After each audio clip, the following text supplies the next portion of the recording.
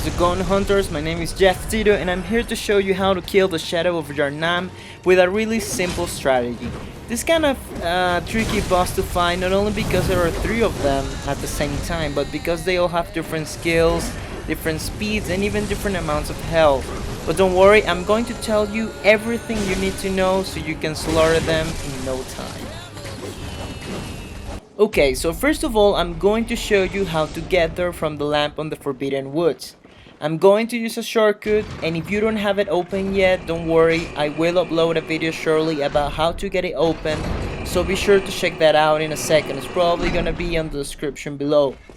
While we get there, I'm going to tell you some things that I think you need to know about the mechanics of this fight.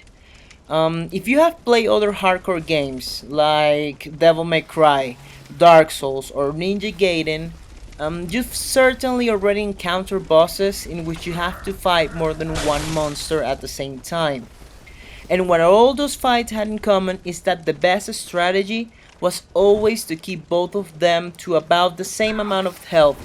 Because what always happened is that when you kill one of them, the other one will become extremely strong, almost impossible to deal with. So having it about to die from the very moment it does its transformation was always the best way to win.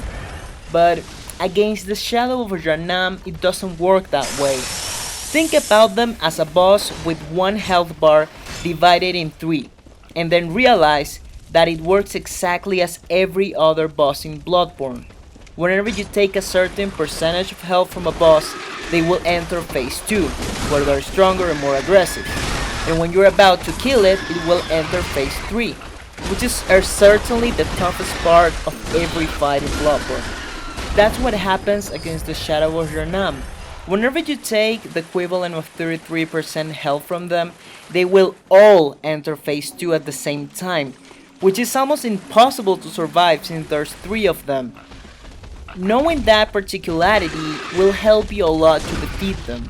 My strategy is basically kill them one by one, because when you kill the first one, the others will go into phase 2 as usual, but instead of fighting 3 of them, you'll only have to deal with 2. Same logic goes when there's only 1 left. So to start up the guide, I'm going to introduce you to the differences between these bosses.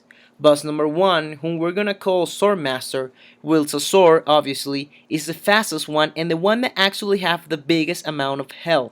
He's going to be constantly charging towards you, and it's by far the most aggressive, which is actually his biggest weakness. Boss number 2, whom we're gonna call Dragon Breath, wields a sword as well. It's the second fastest and the second one with the biggest amount of health. He's really easy to deal with on phase 1, and you'll only have trouble with him on phase 2. Boss number 3, whom we're gonna call Firelord, wields a mace, but the biggest threat are his fire attacks, which he can do at range. They're not hard to dodge on their own, but they are tough to avoid when you're trying to attack the other 2 enemies. He is the slowest and the one that has the smallest amount of health, and that's why we're gonna kill him at the end. Now, to be able to pull off this strategy, you're going to kill these bosses in the order I just named them. So first we're going to take down the Swordmaster. Why? Well, there's basically 2 reasons. 1, he is the fastest and most aggressive of them all.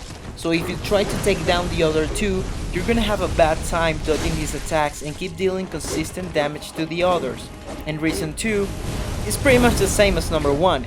Since he is the fastest and most aggressive, it's easy to isolate him from the rest, so you can kill him on one-on-one. His attacks are easy to predict and easy to counter on phase 1. As you can see in this fight, you're going to have to move a lot in order to find the best situations to deal damage to them safely. Run a little bit in a circle to try to position them in such a way that you know their positions at all times. Use the gravestones in the arena to prevent attacks from the Firelord. If you move the way I'm showing you, they are going to be separated constantly because of the different speeds. Now, it's just a matter of killing the Swordmaster. As you can see, the only thing he does is run towards you.